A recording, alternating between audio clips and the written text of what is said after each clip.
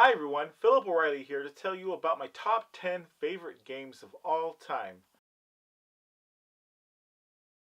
At number 10, WCW NWO Revenge for the Nintendo 64. This game is one of my favorite Nintendo 64 games, and it's my favorite wrestling game. This game features a large roster of wrestlers from WCW, over 40 wrestlers. In 1998, when this game was released, WCW was at its height. Many wrestling fans argued whether WCW was the best or if WWF was the best, which is now called the WWE. Well, regardless of which you think is better, many agree that at the time, in 1998, this game was the best wrestling game. Other wrestling games at the time couldn't compete, in my opinion, like WWF Warzone for the Nintendo 64, which had limited features and I don't think held up as much as this game did. The title and intro to this game get you really pumped up. It begins a little slowly with a nighttime scene with a truck coming down the road, but then wham! Sting is right there in the middle of the road with some gravestones. You're like, what the heck is going on?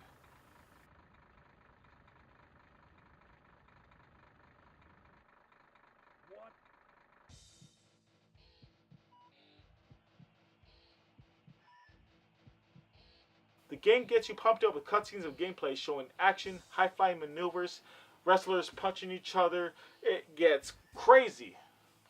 This game offered many characters to choose from based off of real-life wrestlers. Being on the Nintendo 64, this game allowed for 4-player multiplayer support built into the system. All you need is 4 controllers and 3 friends and you're ready to go. WCW NWO Revenge was published by THQ and designed by Akai or however you pronounce the name.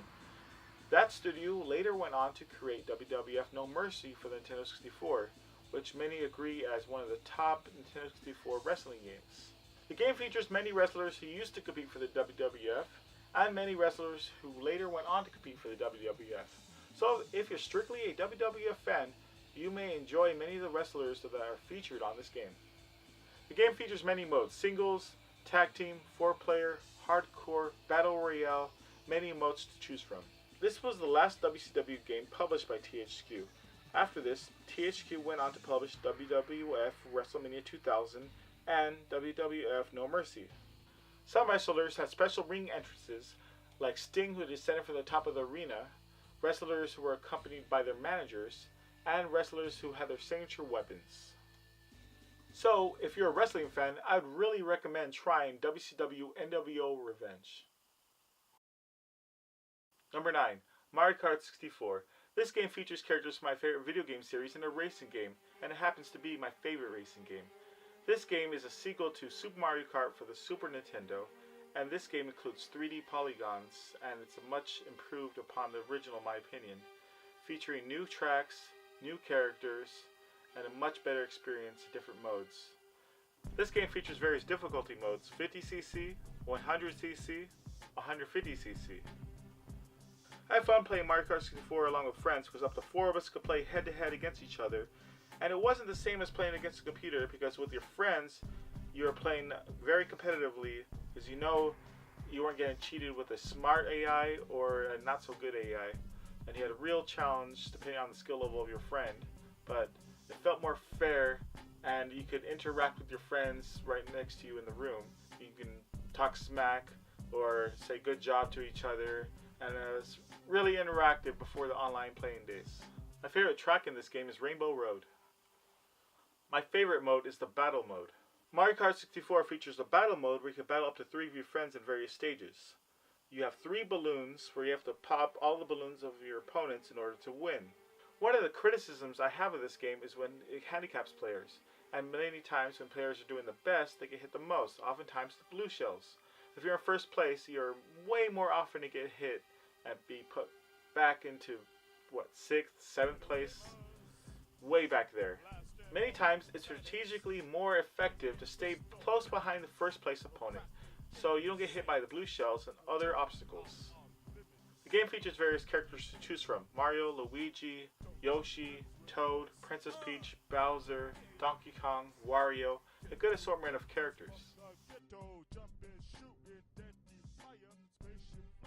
As for the racing mode, the only game to rival this for me would be Diddy Kong Racing.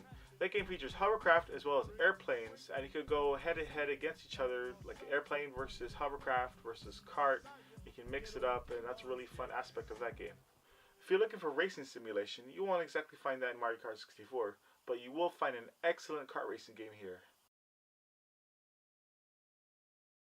At number 8, Sonic the Hedgehog 2 for the Sega Genesis. This is my favorite Sonic game, and in my opinion, it improves upon everything the previous game has done. It has better graphics, better soundtrack in my opinion, and a lot more variety of things to do. It includes a second character, Tails, which a second player can control, which is really cool. Like, a lot of people just have the AI, the computer, control him. You can play either way. The sprites in this game are really excellent, showing a great amount of detail. Sonic 2 includes a new move called the Spin Dash that lets you spin in place, whereas in the first game, you have to build up momentum in order to spin.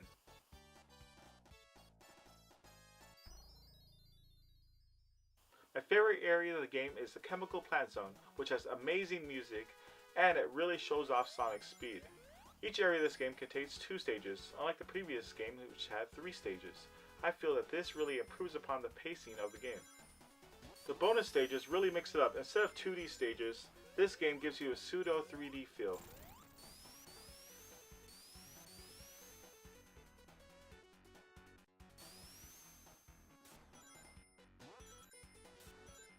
If you were to only get one game for the Sega Genesis, I would recommend picking up Sonic the Hedgehog 2. For number 7, I have to choose Super Mario Bros. 2 for the Nintendo Entertainment System. This is my favorite NES game, and it's one of my favorite Mario games. It's not the traditional Mario game though, as you don't jump on enemies to kill them, but you jump on enemies to pick them up and throw them at other enemies, as well as picking up objects to throw them at enemies. And one of the things I like is you can choose up to 4 characters to choose from, like you get Mario, Luigi, Toad, and Princess Peach. I always chose either Luigi or Princess Peach.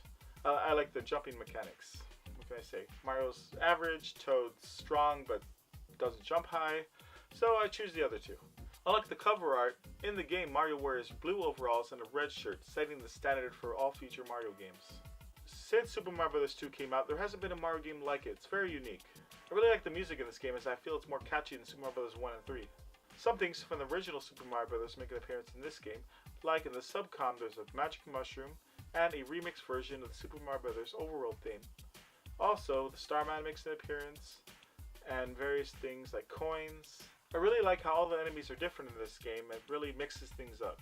Yes, we all know about Japanese Super Mario Bros. 2, which came out first. This game, however, was adapted for American audiences from the video game Doki Doki Panic, which came out in Japan for the Famicom Disk System. That game, however, was originally a prototype for a Super Mario Bros. Game by Shigeru Miyamoto. Still to this day, people say Super Mario Bros. 2 is not a real Mario game. I beg to differ. Yes, it did come from Doki Doki Panic, an Arabian-themed game for the Famicom Disk System, but that game was originally a Mario prototype designed by Shigeru Miyamoto. What a lot of people forget is before Super Mario Bros. 3 came out, every Mario game was different. There was no set formula. In Donkey Kong, Mario jumped over enemies instead of on them. In Donkey Kong Jr., you played as Donkey Kong Jr., and Mario was the antagonist. In Donkey Kong 3, Mario didn't even make an appearance. In the original Mario Brothers, Mario jumped under enemies, hit them from below, and went over and knocked them over. Super Mario Bros. 1 became a platformer where you jumped on enemies to kill them, and in Super Mario Bros. 2, you jumped on enemies and picked them up and you threw them. This game marks Luigi's second appearance, but what differentiates him from Mario in this game is his different jumping mechanic. Because of this, many players like me started to prefer using Luigi instead of Mario. If you're a fan of Super Mario games, I would suggest trying Super Mario Bros. 2 for a slightly different yet fun Mario experience. My choice for number 6 is Super Mario World for the Super Nintendo. When this game came out in the United States in 1991, it was a huge hit. It came out at the same time as the Super Nintendo and it was a system seller. It was kind of like the NES's Super Mario Bros. It was huge. This is the first Mario game to have a save feature where you could continue playing later. Super Mario World added the character Yoshi, which added a new dynamic to the game. Yoshi could eat enemies, fly, and have many more abilities than Mario by himself. Many times Mario had to sacrifice Yoshi in order to survive. Poor Yoshi. I love getting a perfect score in the game of 96. I knew I had a perfect score when the star was right by the number 96. Super Mario World brought back the Koopa Kids from Super Mario Bros. 3. In the present day, it's disputed whether or not the Koopa Kids are Koopa's kids. There are many more secrets and items to unlock in Super Mario World. One great feature they added to Super Mario World was the ability to add an item to your inventory. If you are to get injured or if you feel like changing your item, you can do that easily. To me, the cape in Super Mario World is the best power-up in a Mario game. What a lot of people outside of Japan don't know is the full title of the game is Super Mario World Super Mario Bros. 4. This is the fourth Super Mario Bros. Game, and the prototype for this game was very similar to Super Mario Bros. 3.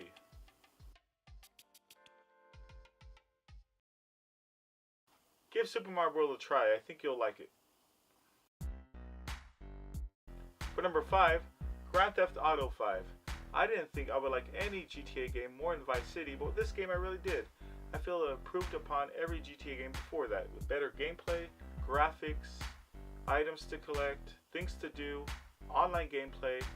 It improved upon everything. I'm primarily a retro gamer, but I really like the 3D open world games. There are several objectives and missions in the game in order to grab power and wealth, but you are not confined to them. You can roam freely. In this game, you can do pretty much whatever you want to do. You can beat up hookers, steal cars, hence the name Grand Theft Auto, fly planes, walk along the boardwalk, do whatever you want to do. So if you want a free, open experience, I would say try Grand Theft Auto 5. My choice for number 4 is Super Mario World 2 Yoshi's Island. This is one of my favorite Mario games. While it does differ from previous Mario games like Super Mario World, it still reintroduces many things from that game and previous Mario games. Yoshi makes an appearance again, this time becoming the star of the game and having Mario take a backseat this time. While the core gameplay remains mostly the same from the previous Mario game, with Mario and Yoshi jumping at enemies to kill them, a new gameplay mechanic is added. Yoshi can now strategically throw eggs at enemies. Throughout most of the game you control Yoshi, but in some areas of the game you can even control Mario. Some enemies from previous Mario games make a return, like Koopa Troopas, Goombas, and even Shy Guys from Super Mario Bros. 2. Yoshi can transform into vehicles like helicopters and submarines. With the help of the Super FX 2 chip, these graphics really pop out, with many bosses morphing and changing shape, and so many cool effects. This game has a hand-drawn look to it, giving it a new, fresh appearance compared to previous Mario games. The one nitpick I have with this game is with Baby Mario. Whenever Yoshi gets hit, Mario goes flying off in a bubble, and you have to get to him before the timer runs out. That's not the worst part of it though. The worst part is the sound Baby Mario makes. He starts crying, and you're not so worried about the timer as you're worried about the sound he's making. You want to get to him to stop him from crying. With time, I've learned to deal with Baby Mario's crying, but it's still annoying.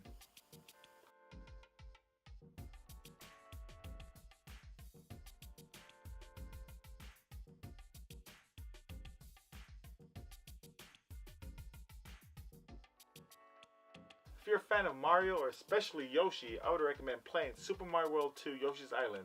This is the best Yoshi game in my opinion, and one of the best Mario games. For number 3, Donkey Kong Country 2 Diddy's Conquest. Get it? Conquest? Conquest? To be honest, I didn't get that until much later.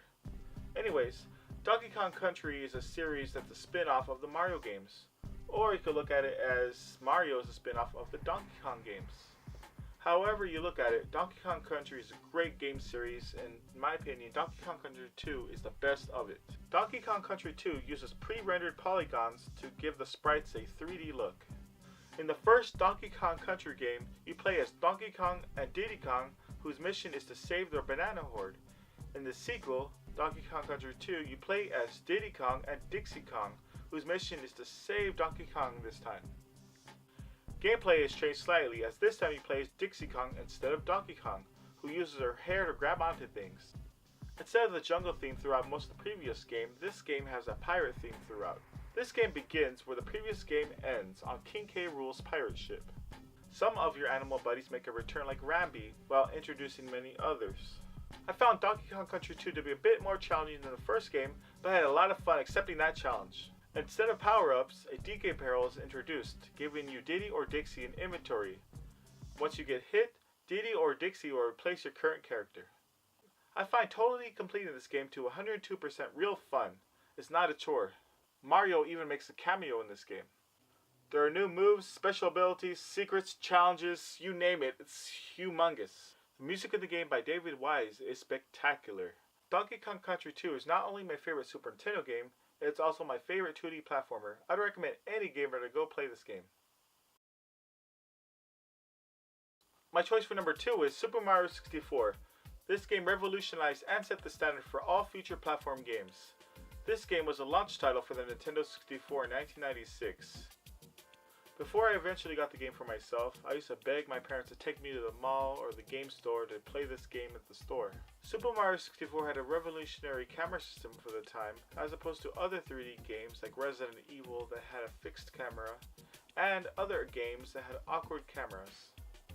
I was determined to get all 120 stars and get to Yoshi.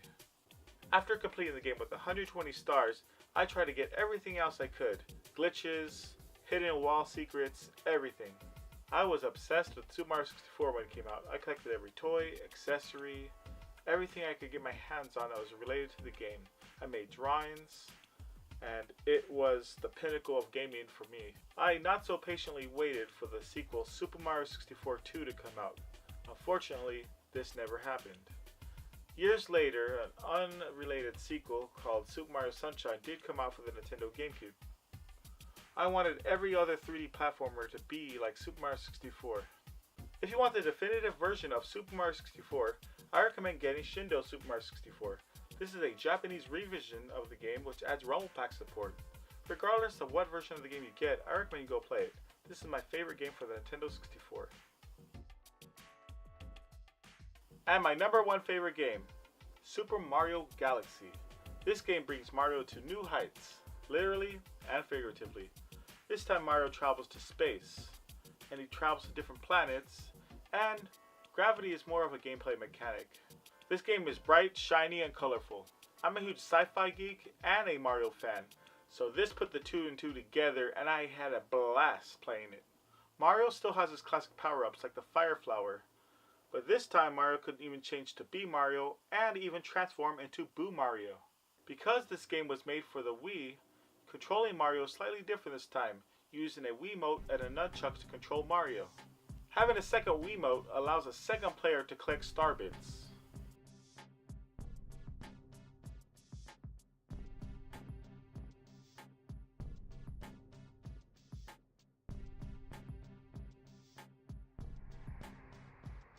This game feels epic, with a glorious orchestrated soundtrack and a whole galaxy to explore.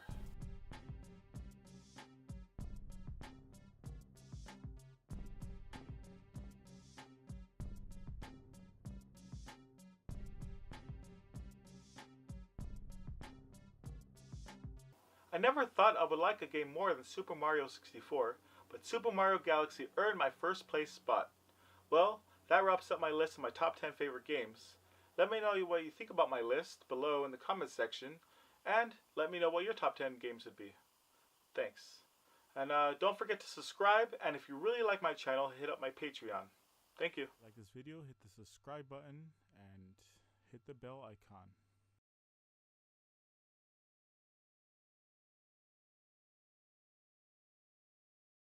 Please consider supporting on Patreon.